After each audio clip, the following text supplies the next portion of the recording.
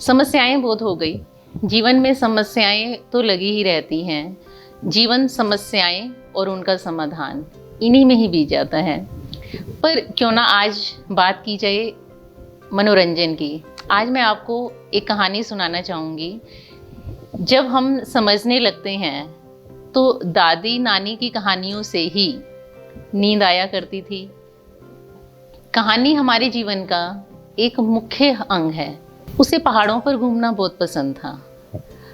पहाड़ों को देखकर उसमें एक जीवनी शक्ति का संचार होता था। ऊंचे उड़ते वो बादल, पक्षियों की चहचहाहट, वो रंग बिरंगे फूल और वो सुगंधित हवा, संध्या समय वापस जाते पक्षी, ये सब उसके मन को मोह लिया करते थे। उसका कई बार मन होता कि बचपन की तरह वो दोबारा से उन पहाड़ों पर चढ़ जाए। बचपन की वो यादें जब वो पहाड़ों पर चढ़ जाया करती थी और उन बादलों को अपने चेहरे पर महसूस किया करती थी, वो ठंडक आज भी उसे याद है। लेकिन जैसे जैसे जीवन बीतता गया, उसके जीवन में एक तरह का बंजर सा छाता गया। उसे ये अवकाश ही नहीं मिल रहा था कि वो दोबारा जाकर उन पहाड़ों के संसर्ग में अपना समय बिता पाए। समय बीता। जिंदगी ने उसको जो उत्तरदायित्व दिए थे, उनकी लंबाई और उनके जीवन की लंबाई दोनों बराबर थी। ना तो उत्तरदायित्व पूरे हो पा रहे थे और ना ही उसकी ज़िंदगी संपूर्ण हो पा रही थी। लेकिन समय ने करवट ली। उसके बच्चे अपने अपने स्थान पर अच्छा कमाने लगे और अपने क्षेत्र में अच्छा नाम कमाया।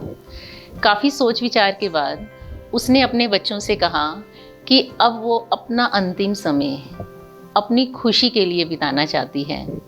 बच्चों को अपनी माँ से बहुत प्यार था और वो भी चाहते थे कि कुछ समय माँ अपने अनुसार बिताए। उन्होंने माँ की बात मान ली और वो चल पड़ी अपने सामान के साथ पहाड़ों की ओर। ये पहाड़ उसे नई जिंदगी सी देते प्रतीत हो रहे थे। अक्सर वो सुबह की चाय पक्षियों की चहचहाहट के बीच में पिया करती, फूलों से बातें करती, लताओं से, फूलों से, तितलियों से, सबसे उसने दोस्ती बना ली थी।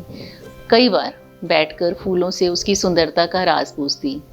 कुछ समझ आता और कुछ अबूझा रह जाता। समय बहुत अच्छा व्यतीत हो रहा था। इन सब के बीच में उसे कभी कभी याद आती थी अपने एकमात्र सखा की। उसकी चुहल, उसकी शरारतें आज भी उसने अपने मन के एक कोने में धरोहर की तरह सजो रखी थी। शाम का समय था। बारिश होकर खत्म हो गई थी।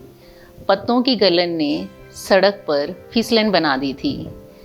धीरे धीरे वो उस पहाड़ी से नीचे उतर कर आने लगी तो उसका पैर फिसला। तभी किसी ने अपने हाथों से उसको थाम लिया और एक आवाज़ उसको सुनाई दी, अब भी उतनी ही झल्ली है। झल्ली सुनकर वो चौंक गई। उसने अनायास पीछे मुड़कर देखा तो उसने पाया कि उसका दोस्त वहीं खड़ा था। आँखों की शरारत और चमक बिल्कुल वही के वही। हाँ, उम्र की थकान उसके चेहरे पर ज़रूर दिखने लगी थी, पर शरारतें अब भी वैसी की वैसी। अब संध्या समय पहाड़ों पर एक नहीं दो परछाई थीं। अब वो दोनों इकट्ठे शाम के समय पहाड़ों पर घूमा करते, तितलियों से बातें किया करते और शाम का आनंद लिया करते। सच में वो सांझ सुहानी थी। नमस्कार। हमारे साथ जुड़े रहने के लिए देखते रहिए देश रोजाना का YouTube चैनल। सब्सक्राइब कीजिए। साथ ही देश रोजाना की खबरें सबसे पहले देखने के लिए प्रेस कीजिए बेल आइकन।